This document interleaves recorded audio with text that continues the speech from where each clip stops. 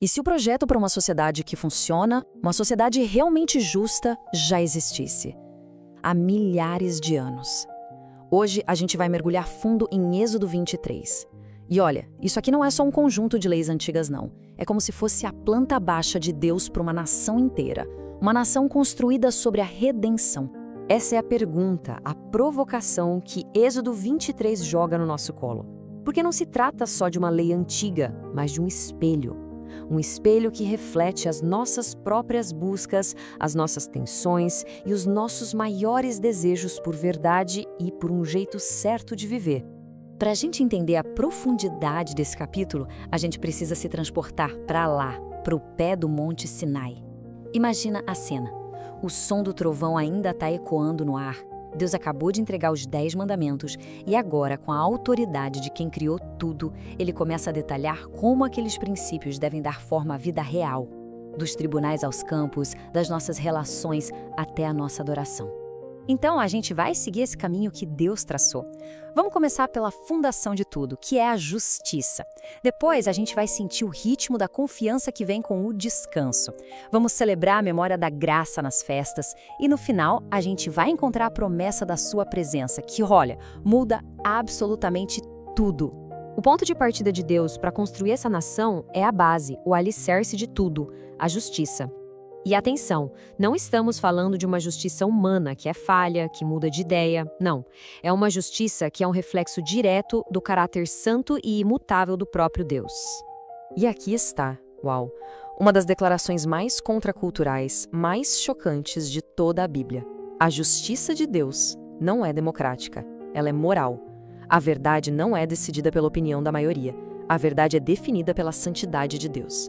A multidão pode estar, e sejamos sinceros, muitas vezes está completamente errada. Aqui a gente vê um contraste gritante. De um lado tem a justiça do mundo, que se dobra com a pressão, com o poder, com o que está na moda. Do outro lado, a justiça bíblica, um padrão fixo, uma rocha. O teólogo João Calvino, quando comentou esse trecho, percebeu algo fundamental. Deus está combatendo duas coisas ao mesmo tempo. Tanto a corrupção que favorece o rico, quanto aquele sentimentalismo que distorce a justiça para favorecer o pobre. A justiça de Deus está acima de pessoas, de partidos, é um princípio absoluto. E a própria língua hebraica revela a gravidade do problema. A palavra original para suborno significa literalmente cegar ou entortar. Pensa que imagem poderosa. O suborno não apenas muda um resultado, ele destrói a capacidade da pessoa de enxergar a realidade como ela é. Ele cega os olhos que deveriam ter sabedoria. Então, a lei ganha um coração. Ela começa a pulsar. Por que Israel deveria proteger o estrangeiro? O texto diz, pois conheceis o coração do estrangeiro. Deus conecta o mandamento diretamente à memória da dor. A lembrança da escravidão no Egito não era para gerar ressentimento, mas sim uma empatia profunda. A experiência de ter sido salvo pela graça de Deus deveria ser o motor para uma ação justa, transformando a memória do sofrimento em um compromisso de misericórdia. Agora, dos tribunais da justiça lá fora, Deus nos leva para dentro, para o ritmo interno que define o coração dessa nação, o descanso. Essa lei do ano sabático era algo radical. Você consegue imaginar? Chegar para um fazendeiro e dizer que ele precisa deixar de plantar por um ano inteiro? Isso ia contra toda a lógica humana, de produção, de segurança, de tudo. Mas o ponto principal é este. O descanso não tinha nada a ver com preguiça, mas tudo a ver com confiança. Era uma declaração, repetida toda semana e a cada 7 anos, de que Deus é o nosso provedor e não o nosso trabalho sem fim.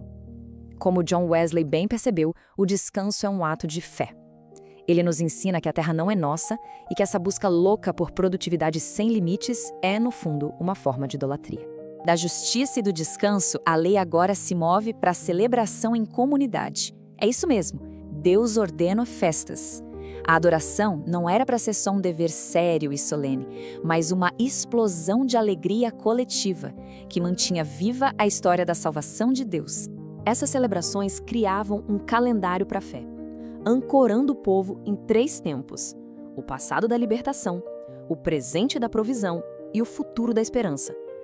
Eram como sermões encenados todo ano que recontavam, de geração em geração, a grande história da graça de Deus. E no meio dessas leis de celebração, Deus coloca um mandamento que parece estranho, né? Mas ele reforça um ponto central: santidade. Essa proibição de cozinhar o cabrito no leite da própria mãe era muito provavelmente uma barreira contra um ritual de fertilidade pagã dos cananeus. Era um jeito de Deus dizer: sejam diferentes. A adoração de vocês, a cultura, até a culinária, tudo deve ser separado para mim. E agora, a nossa análise chega ao seu ponto mais alto, ao clímax. Depois de entregar as leis que iriam moldar a nação, Deus dá a promessa que iria sustentar o povo. Ele não os envia sozinhos com o livro de regras na mão, não. Ele envia a si mesmo. Ele envia a sua presença. Presta muita atenção na força dessa promessa. O meu nome está nele. Isso não é uma frase qualquer.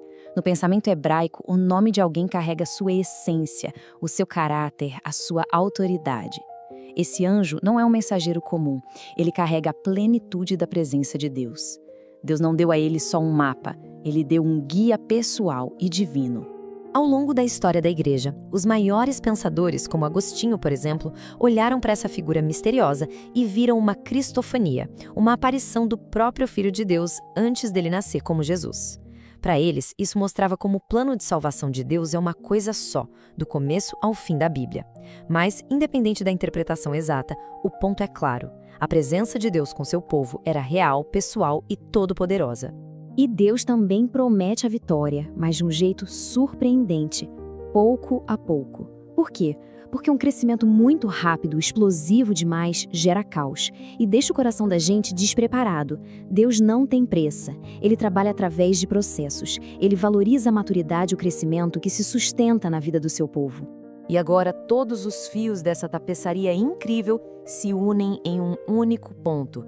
Todo este capítulo, com suas leis, seus ritmos e suas promessas, era uma sombra que apontava para uma realidade muito maior. Uma realidade que a gente encontra na pessoa de Jesus Cristo. A lei em Êxodo 23 levantou um padrão de justiça tão santo, tão perfeito, que se tornou impossível para qualquer ser humano conseguir alcançar por conta própria. Mas Cristo não veio apenas para cumprir a lei. Ele veio para ser a nossa justiça diante de Deus. Ele é o nosso verdadeiro sábado, aquele em que a gente encontra o descanso final para a nossa alma. Ele é o Cordeiro da Páscoa, o sacrifício definitivo que era celebrado em todas as festas. E ele é o cumprimento pleno da promessa daquele anjo. Ele é o Emanuel, Deus conosco, a presença divina que caminha na nossa frente, nos guiando não para uma terra prometida, mas para a nossa casa eterna. Portanto, a mensagem de Êxodo 23 atravessa os séculos e chega até nós hoje com uma força incrível. A lei nos mostra o coração de Deus, mas é a presença de Cristo que nos dá o poder para viver. A grande questão, então, não é se a gente consegue cumprir a lei perfeitamente, mas se a gente vai confiar na presença que nos guia, nos perdoa e nos transforma a cada passo do caminho.